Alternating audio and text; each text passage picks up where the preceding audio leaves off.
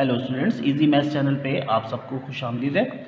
और आप सबके ताउन का शुक्रिया कि आप मेरे चैनल को देख रहे हैं और ज़्यादा से ज़्यादा लोग लाइक, शेयर और सब्सक्राइब कर रहे हैं। आज एक्सरसाइज 3.6 का आगाज़ कर रहे हैं क्वेश्चन नंबर 1 के साथ। तो जैसा कि ये क्वेश्चन लिखा हुआ है, तो हम सबसे पहले इस क्वेश्चन को स्टार्ट करते हैं। सॉल्यूशन की हेडिंग लगाने के बाद क्वेश्चन दोबारा से लिखेंगे और इसमें जो वैल्यू है एक 86 है और दूसरी है 0.45। सबसे पहले हम इसको लेट कर लेते हैं x के equal,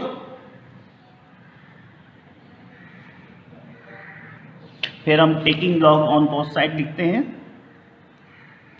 taking log on both side.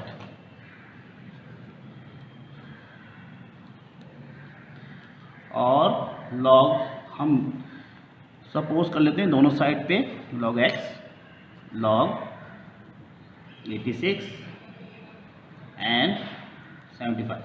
अच्छा, यहाँ पर अब एक फार्मूला अप्लाई होगा कि जब log की प्रॉपर्टी में कोई नंबर आपस में मल्टीप्लाई हो रहते हैं तो हम लिखते हैं log पहला नंबर, फिर प्लस आ जाएगा log दूसरा नंबर। सपोज करते हैं पहला नंबर a है, m है और दूसरा नंबर n है। तो स्टूडेंट हमारे पास यहाँ पर 86 एक नंबर है और दूसरा है 0.45। हम इसे लिखेंगे log 86 प्लस log 0.45। अच्छा, अब इसमें याद रखिएगा कि जब भी लॉग में मल्टीप्लाई होता है तो यहाँ पर सेंटर में दो वैल्यू आपस में अगर मल्टीप्लाई होंगी तो सेंटर में प्लस आएगा। अच्छा, अब अगर आपको याद हो 3.4 में तो यहाँ पर डेसिमल प्लेस वैल्यू जो है रेफरेंस पॉइंट से एक नंबर आगे है, यानी ये रेफरेंस पॉइंट 8 है। ये देखिए, ये रेफरेंस पॉइंट 8 है और प्लेस वैल्यू यहाँ पर है, एक नंबर आगे है। तो इसका मतलब इसका जो कैरेक्टर होगा वो 1 है, ठीक है। और हम 86 यानी log 86 के 0 में रीडिंग चेक करेंगे। इसके लिए आपको लॉग बुक चाहिए, तो लॉग बुक ये देखिए मेरे पास है।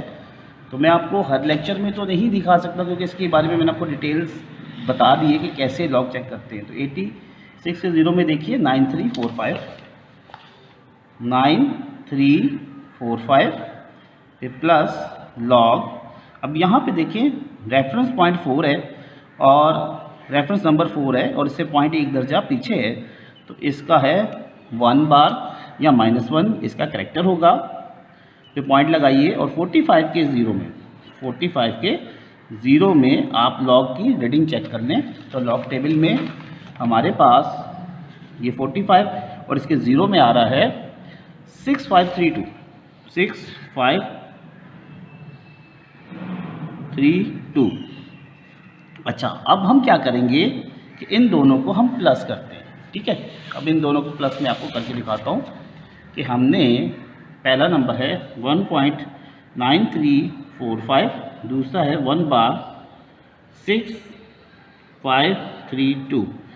अच्छा, अब हम इसे प्लस कर रहे हैं तो बहुत सारे टीचर्स इसको डिफरेंट टेक्निक से किया है कि वो करते हैं 1 बार को 1.6532 को सॉल्व करने का तरीका ये है कि वो -1 लिखते हैं प्लस 0.6532 को सॉल्व करने के बाद आपके पास कैलकुलेटर में एक आंसर आ जाएगा। यानी आप कैलकुलेटर से -1 लिखिए, प्लस का बटन दबाएंगे, फिर आप 0.6532 लिखिएगा तो आपके पास एक आंसर आ जाएगा, ठीक है। आप इस टेक्निक से कर सकते हैं, लेकिन मैंने जो टेक्निक निकाली है वो बहुत आसान है कि आप यूँ भी इसको प्लस कर सकते हैं।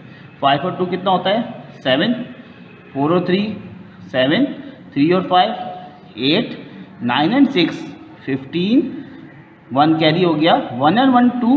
अब क्योंकि नीचे 1 बार को यूं भी लिखते हैं यानी -1 या 1 बार, तो इसकी मीनिंग क्या है, ये -1 है। तो हमारे पास 1 और 1 ये कितना हो गया 2, 2 में से हमने -1 निकाला तो क्या बच गया 1। तो ये इजी हो गया।